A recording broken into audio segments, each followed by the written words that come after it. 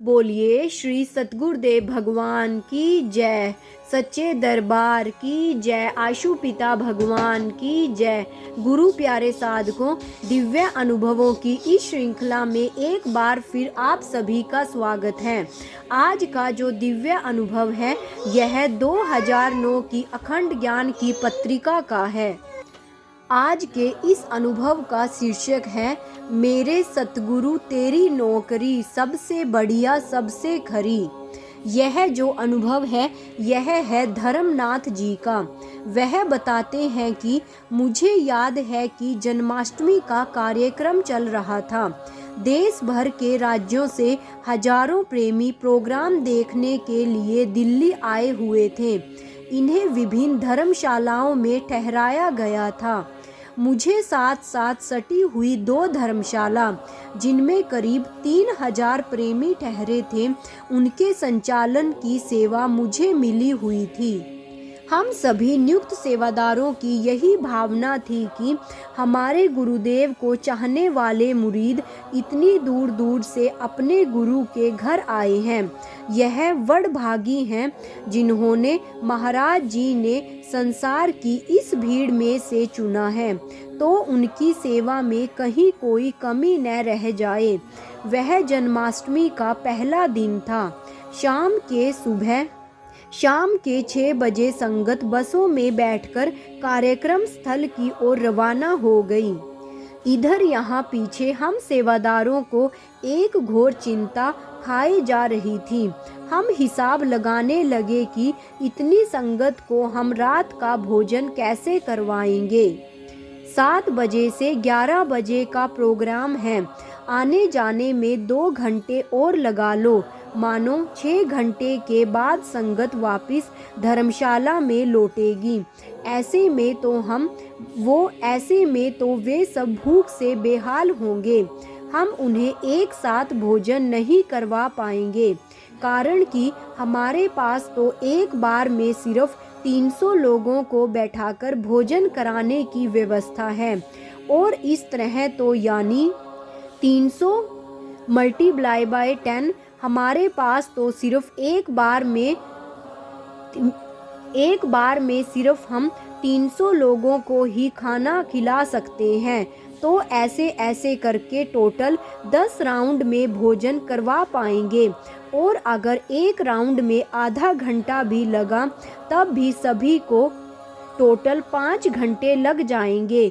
मानो सुबह के 4:15 बज जाएंगे। और 4 बजे भोजन करने वाले उस आखिरी व्यक्ति का क्या होगा। मतलब कितने सोचने वाली बात है कि वह कैसे हिसाब लगाए बैठे हैं कि ऐसा होगा वैसा होगा। तो आगे सुनते हैं कि क्या होता है इनके साथ। वह कहते हैं कि हे राम, क्या करें। हमने सिर खुजलाना शुरू किया। फिर भोजनालय के बाहर हॉल में जगह निकाल कर कुछ दरियां और बिछाई। 400 लोगों के बैठने का इंतजाम कर दिया। फिर सबसे नीचे के फ्लोर पर आए। संगत की भारी भारी अटैचियों को धीरे धीरे सलीके से रखना शुरू किया। उस हॉल में हम दरियां बिछाते चले गए और इस फ्लोर पर 600 लोगों के बैठने का इंतजाम हो गया। जी हाँ, अब 1000 भाई बहन एक साथ भोजन कर सकते थे। और इसी तरह बर्तनों और वितरण सेवादारों को भी इकट्ठा किया। आप विश्वास नहीं करेंगे, संगत 11:45 बजे के आसपास धर्मशाला में पहुंची थी। और सिर्फ 2 घंटे तक हम भोजन की सेवा निपटा कर सोने की घोषणा कर रहे थे। इसके अलावा हमें पल पल की यह चिंता भी लगी रही कि कहीं छत की टंकियों में पानी ना खत्म हो जाए, क्योंकि सुबह और शाम शौच और स्नान घरों में सैकड़ों नल एक साथ चलते थे। इसलिए हम बार बार टॉर्च लेकर दोनों धर्मशालाओं की सारी टंकियां चेक करते रहे थे कि पानी का लेवल बराबर है या नहीं। एक दिन मैं टॉर्च लेकर टंकियों के ऊपर चढ़ा हुआ था। थकान अपनी चरम सीमा पर थी और कई दिनों से आधे घंटे के लिए भी आंखें बंद नहीं हुई थी। इसलिए मैं जैसे ही एक टंकी में झांकने के लिए उल्टा लेटा तो एकदम आंख लग गई। तब मेरे साथ एक भैया ने मुझे जगाया, वरना मुझे एक करवट मुझे सीधा 5वीं मंजिल से पटक कर चिर निद्रा में गोद में मुझे सुला सकती थी। पर जो भी हो, बहुत खूबसूरत होते हुए दिन जब हम महाराज जी हमें अपना मानकर अपने मिशन की कुछ जिम्मेदारियां हमारे कंधों पर डालते हैं। दिल के हर कोने से बस यही प्रार्थना है उनसे कि हे प्रभु, यह कंधे छिल बेशक जाएं, पर इन्हें कभी झुकने मत देना। एक साधक अपने गुरु की सेवा के लिए कितने बेचैन होते हैं। वो कहते हैं ना कि बंधुओं की एक सेवादार ड्यूटी का नहीं होता। ड्यूटी में तो लगा बंधा काम, समय और आमदनी होती है, पर सेवा इन सीमाओं में सिमटी नहीं होती। सेवा केवल सेवादारों की नियत के दायरे में बंधी होती है। सच्चा सेवादार सारी हदें लांघकर पूरी शिद्दत, पूरी ईमानदारी से सेवा को अंजाम देता है, क्योंकि जिसने गुरु को अपना मान लिया है वह सेवा के प्रति अपना कर्तव्य बोध हर सांस में जिंदा रहता है। मेरे गुरु का काज मेरा अपना काज है। गुरु का मिशन मेरा अपनी जिंदगी का मिशन है। ऐसा ईमानदार और जुझारू सेवक फिर सेवा में कोई कसर नहीं छोड़ता। गुरु प्यारे साधकों, शायद आप इस प्रसंग से समझ गए होंगे, जो इस प्रसंग ने आपको समझाने की कोशिश की है कि गुरु आपने कई बार महाराज जी के मुख से भी यह बात सुनी होगी कि गुरु किस शिष्य से प्रसन्न होता है। गुरु सेवाएं सबको देता है, पर जो शिष्य गुरु की आज्ञा पर खरा उतरता है, गुरु उससे खुश होता है। तो इस प्रसंग ने हमें यही समझाया है कि हमारे महाराज जी कैसे खुश होते हैं।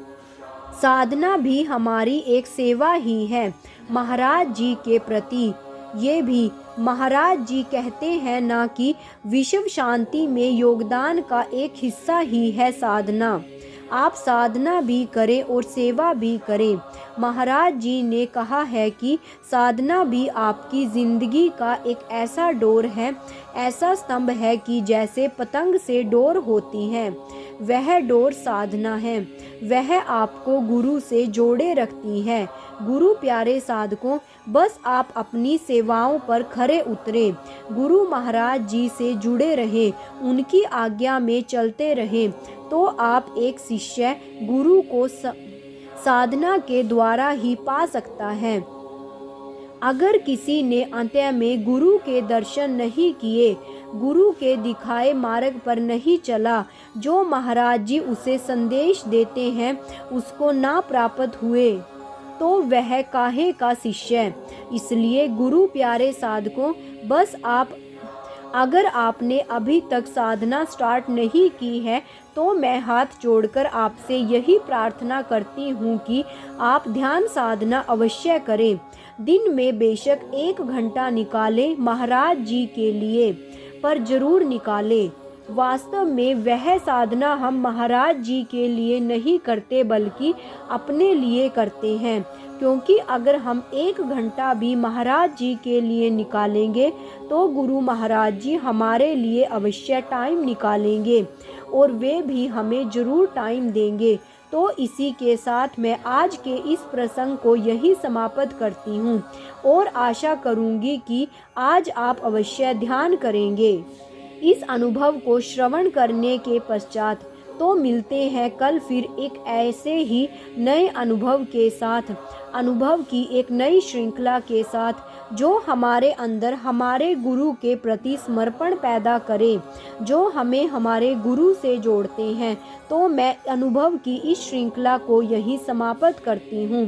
तो बोलिए श्री सतगुरुदेव भगवान की जय, सच्चे दरबार की जय, आशु पिता भगवान की जय। जय श्री राम।